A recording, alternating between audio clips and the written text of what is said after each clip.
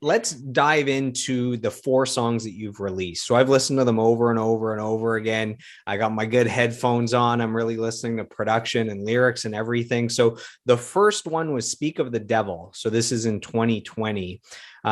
So it's a dark and haunting song. I'll read some of the lyrics here. It says, "I can hardly feel anything now. I've reached a new level. I can barely see anything down this far." So is this song about sinking into a depression? That's what I get out of it.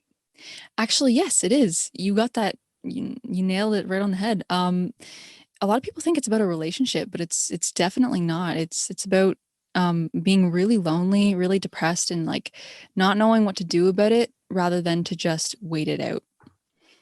And was this written during the pandemic, like during those months where the isolation started to kick in, or was that a previous idea?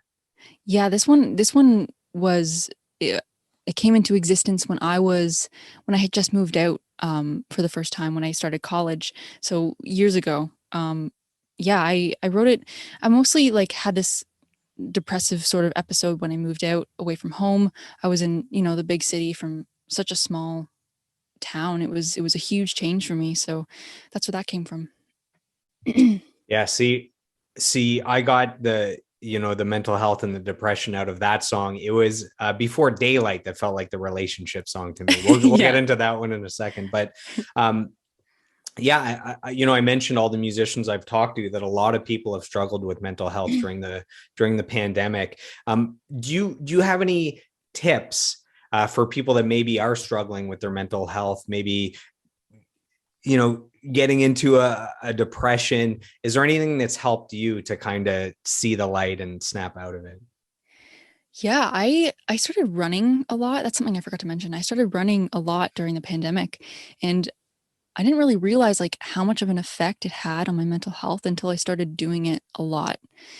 It really like it forces you to like take a deep breath because well, you're running. So it kind of forces you to just breathe and like not think about anything else. Um one of my favorite things to do is just work out and go really hard on it because it forces me to not think about anything else. It forces your mind to shut off. And that's something that I've learned really, really works over the past 2 years in the pandemic.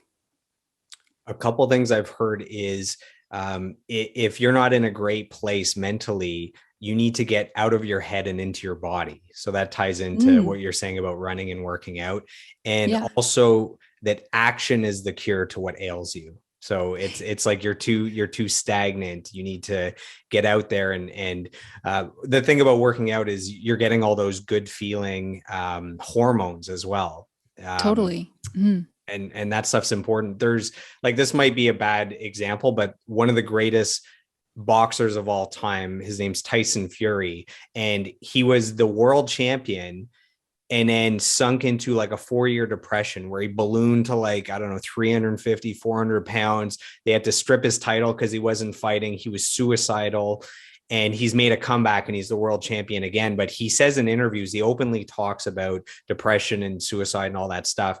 And he Mm. says, I know I can beat this as long as every day I'm working out.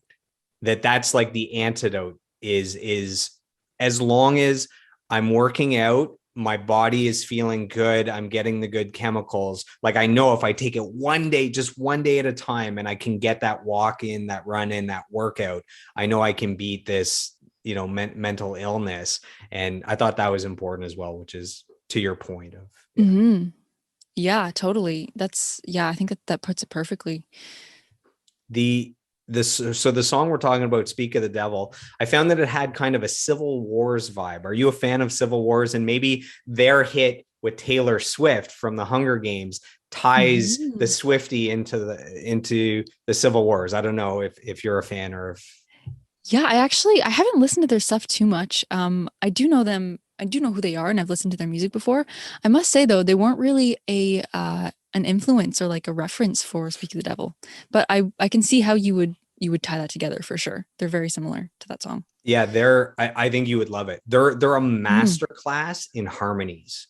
So it's a Yes. guy and a girl, and between them, there's say guitar and piano. And if one's singing lead, the other one's singing backups, but their harmonies are like always moving together and very unique harmonies. I saw them live and like they pulled off everything perfectly live as well. So it's not like studio trickery. So Yeah. they only had, I don't know, 3 albums or so before they broke up. So it'd be easy for you to just dive in, get the whole discography, and Mhm. I think you'd be a massive fan. Like they wrote the Yeah. song that Taylor Swift sings on for the Hunger Games. Oh, they wrote that. I didn't They know they wrote wrote it. that, and it sounds Mm. like at that time Taylor Swift was way more, pop, and then that song Mhm. has more of that future folklore type sound, and it very much sounds like the Civil Wars with Taylor Swift.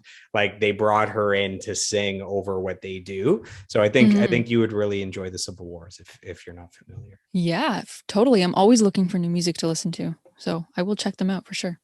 So so talking about the production in that song "Speak of the Devil," whose idea was it to start with kind of like a high pass filter, so it's just there's no low end at the start, and then in the first chorus the all those frequencies start to kind of seep in a bit, and then by Mhm. the end of that first chorus and coming out of it the full band kicks in.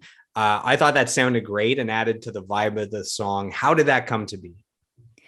Thank you. Yeah, it is one of my favorite things about the song too. That was actually my idea. Um, and at the time, I mean, it wasn't an easy thing to just like try out and see if it works. Like my producer had to like automate every frequency just to see if it worked too, like not even doing the final thing.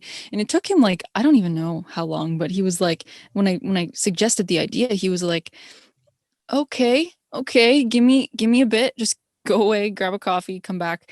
Um, and yeah, we ended up loving it. But yeah, I think we had like the beginning of the song figured out and we had the end of the song figured out, but we didn't know how we wanted it to get there.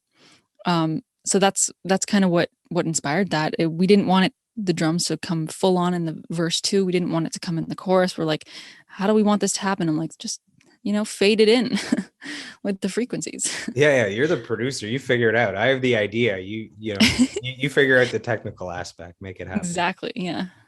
Yeah. So you've mentioned that song felt so natural when you wrote it. It felt like it was a gift that was just given to you, and you're the person that wrote it down and fleshed it out to be something people can listen to and put their hands on. Um, do you believe in, maybe there's some higher power that is like you're the conduit that it's passing these ideas through? Do you believe that to be true? Yeah, honestly, it does kind of feel like that. I'm not like a religious person. I don't necessarily believe in like a god per se, but I do believe in like energy and like some sort of higher power, like everything happens for a reason kind of thing. So yeah, I definitely do think that that song had to be written. It changed me as a person. I still love it to this day. It's probably like, it's still one of my favorites. Like it's never going to change. It's always going to be one of my favorites. So my last guest on the podcast was Daniel Victor of Neverending White Lights, and he had that massive single called "The Grace" with Dallas Green of City and Color. This was a #1 song in Canada. It went gold, and he was talking like he's very spiritual, and he was saying Mm, that he's just a vessel. Like everything he's ever done is like it's been given to him, and he just has to be open and ready to receive. And that song "The Grace," like the album was basically done, and there was 2 days to go before mastering. Like that's the deadline.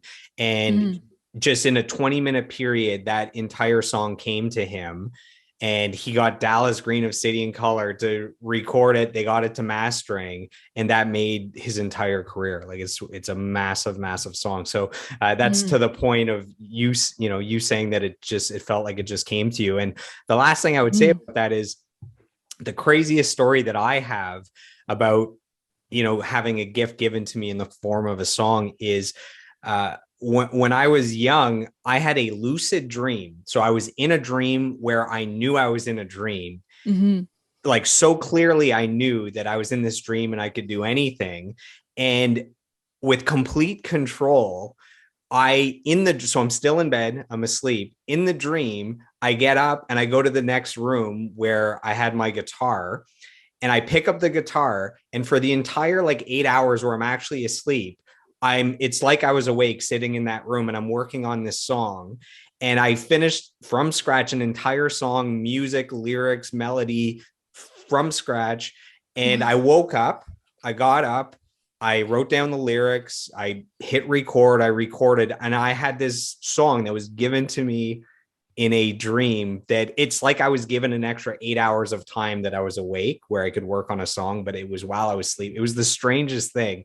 And at the Wow. time, it was a song called My Greatest Fear, which I was in a band called Distant Society, and that was our most popular song basically for our entire career.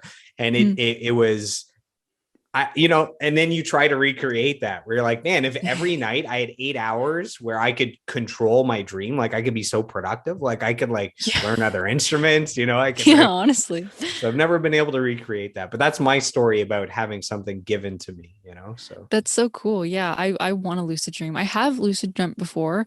And I know what you're talking about. It's freaky at first for sure. And I wish I had control over that because that would be so cool. You'd get an extra 8 hours. Like you said, you could just be so productive. Like you could do so many things. yeah, it's all a dream.